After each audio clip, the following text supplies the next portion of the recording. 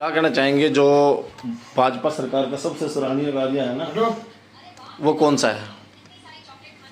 Sir मैं भाजपा सरकार के सराहनीय कार्य की बात करूं जी, मेरी नज़रों में सबसे जो महत्वपूर्ण चीज़ होती है ना जीवन की, वो होता है एक बंदे को रोजगार।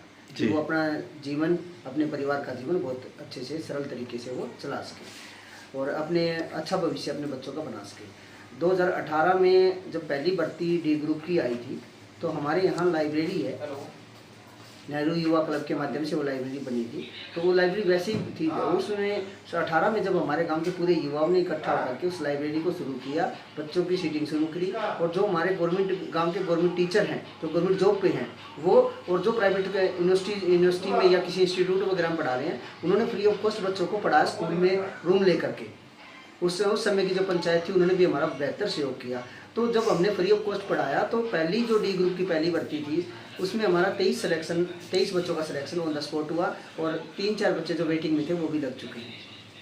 और दूसरी बात, अगर हम बात करें शिक्षा से थोड़ा सा हटके से खेल की बात करें तो हमारे गांव का जो यूथ है वो योगा में बेहतर तरीके से विदेशों में इस गांव बाडोपट्टी का नाम रोशन कर चुका है। वियतनाम जैसे शहरों में बाडोपट्टी को योगा कंट्री के नाम से जाना जाता है।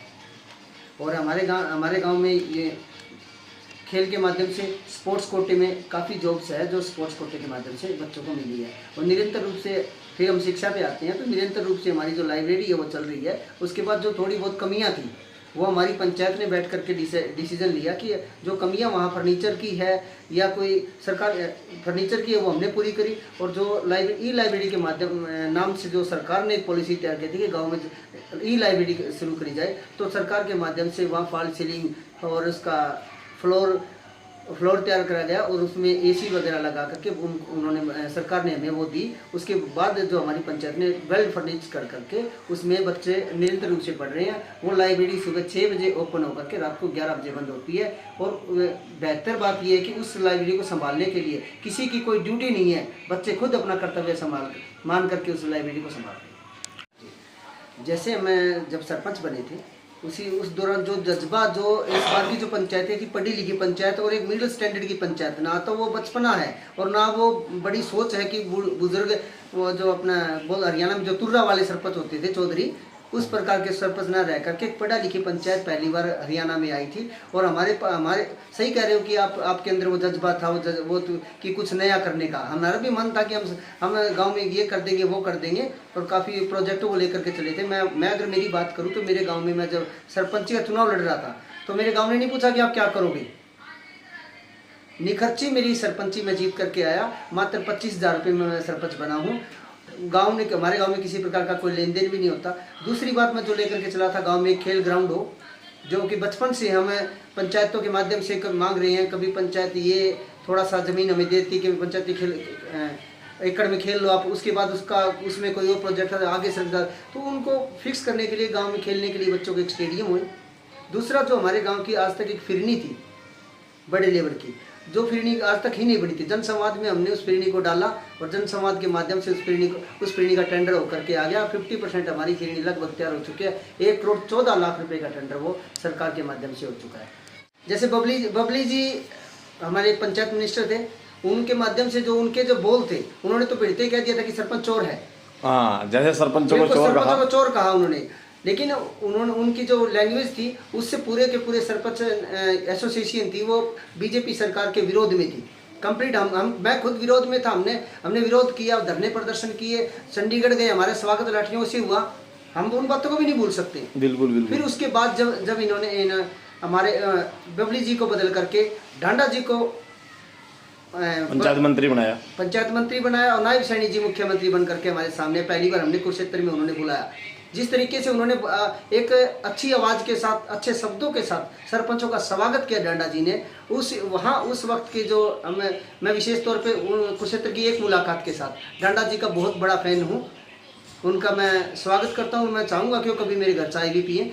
तो उनका जो बात थी और वहाँ पे जो स्वागत किया और उन्होंने हमें ये कहा कि आपकी जितनी SC BC चौपालें हैं उनकी मरम्मत के लिए उन्होंने चौपालों को पैसा वहीं पे रिलीज किया। हमारे गांव में सिर्फ एक ऐसी चौपाल का पैसा हमारे पास आया था एक हमारी जनरल चौपाल है और एक BC चौपाल, SC चौपाल 2 हमारे पास। तो दूसरी चौपाल का MP कोटे से आ रखा था, इसीलिए शायद हो सकता कि इसलिए उन्होंने नहीं दिया, उसी टाइम काम चल रहा था। SC चौपाल का 5 लाख रुपये हमें भी उस टाइम ऑन द स्पॉट दिया।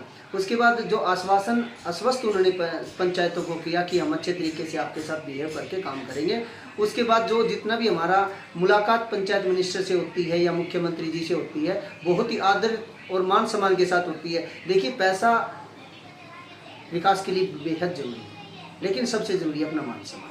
जब आप सामने से किसी को चोर कहोगे तो आपको कोई मान सम्मान नहीं करेगा, और हम भी अपनी गिल्टी।